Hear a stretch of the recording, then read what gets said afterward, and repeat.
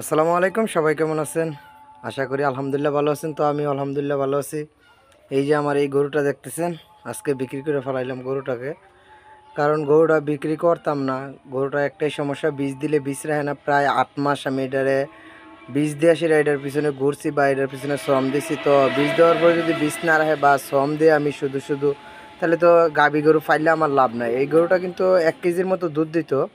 তো গরুটা বেচার আমার ইচ্ছা ছিল না। এটা আমার ঘরের প্রথম গরু, বা আমি যে সময় গরু ফালার ইচ্ছা করছি তখন থেকেই কিন্তু এই গরুটা আমার ঘরে আসছিল। যখন আমি আনছিলাম তখন কিন্তু লাঙ্গা আনছিলাম, আমি মাংস করে বিক্রি করে ফেলামো এই নিয়তে গরুটা আনছিলাম।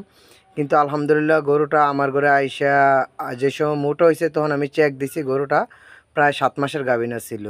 তো এই কারণে কিন্তু গরুটা আমি রাইখা দিছি। এটা একটা দাম রেটে দিছিল, প্রায় ভিডিওতে আপনারা দেখছিলেন যে ওই বাছুরটাকে।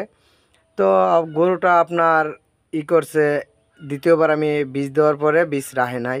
আমি ডাক্তার দিয়ে বীজ দিছিলাম, শাহিওয়াল জাতের বীজ দিছিলাম, কিন্তু বীজটা রাহে নাই। মনটা অনেকটাই খারাপ হয়ে গেছে, কিন্তু কিছু করার নাই ভাই। নসিবও যদি আপনার না থাকে তাইলে কিন্তু আপনি জোর করে কোনো কিছু আনতে পারবেন না। তো আমার একটা শখের গরু ছিল, এই গরুটা কিন্তু আমি রাখতে পারি নাই, বা এটা আমাকে দেওয়ার আর ইচ্ছা নাই। এই কারণে গরুটা আমি বিক্রি করে ফেলাইছি। আর গরুটা বিক্রি করতে গিয়ে একটু লস হয়েছে। গরুটা বিক্রি করা একটু না, আমি ততটুকু বুঝতে পারিনি। আমি গরুটা একটু রাগ করে বিক্রি করে ফেলাইছি, কারণ এটা যেহেতু আমার ঘরে এটা বীজ রাখে না বা এটা আমার দিবে না, তো এটাকে আমার শুধু শুধু ফাইলে কিন্তু লাভ নাই। এই কারণে আমি গরুটা বিক্রি করে ফেলাইছি আর কি। তো ওরা ব্যাপারী সে চান্দলার ব্যাপারী। তো ওরা, আমি আবার গ্রামের লোক পাঠাইছিলাম। না না ভাই না না কও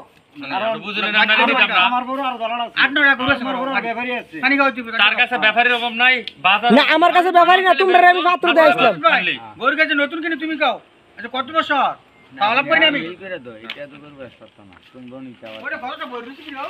পাত্রের তো আনছি না ওই টালি করলে টাকা কথা কও, টালি করুন না টাকা এটা নিতে পারবি কত ও কত কত দাম দিছো আমি তো টিয়া দিলাম না কোনটা দিলে না আমি এটা দেব উপরে তিনে কিন্তু কি 35 কিটা কইলে আমি বুঝলাম না এটা উপরে আছে উপরে 30 রুপে এটা আমি বুঝলাম না 35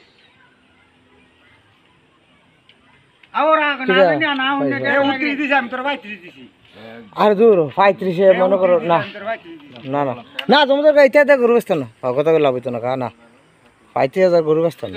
এবারে মাথা আসলে দিন আমি চা দিছি তো 29 দিছি না আমি তো তোমরা দেখাই দিলাম টা গরুটা কয়টার মালিক এটা দেখাই দিও তো সিমের ভিতরে আমার গলির ভিতরে বললে ওনা আঞ্জলা না ভাই যারা দিলে হতো 2000 টাকা দাও 35000 টাকা দাও দিলে আরে বেটা দেলাইছি জিয়ানো তোর ইয়া আও না বেটা 29000 টাকা এটা দাও আমার মুখটা এই তো ইয়া আও না না ভালো করলাম না গাড়ি তুই বেজুতি লিখে আছিস তোরে না না ভাই বাজার না বেচ সমস্যা নাই বাজার গরু দিয়ে হচ্ছে গেছো কিদারে কিদা কোন কি কারণ টারণ আছে ভিডিও কিদারে কিদা।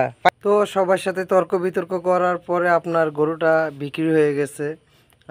ওদেরটাও রাখছি বা সবাই আবদারি রাখছি, রাখার চেষ্টা করছি। আমিও যতটুকু সম্ভব কষ্ট করি, কিন্তু সবাই আবদারি রাখার চেষ্টা করছি। যাক আলহামদুলিল্লাহ, আমার রিজিকও যতটুকু আসছিল আমি ততটুকু পাইছি, আল্লাহর কাছে লাখ লাখ শুকরিয়া।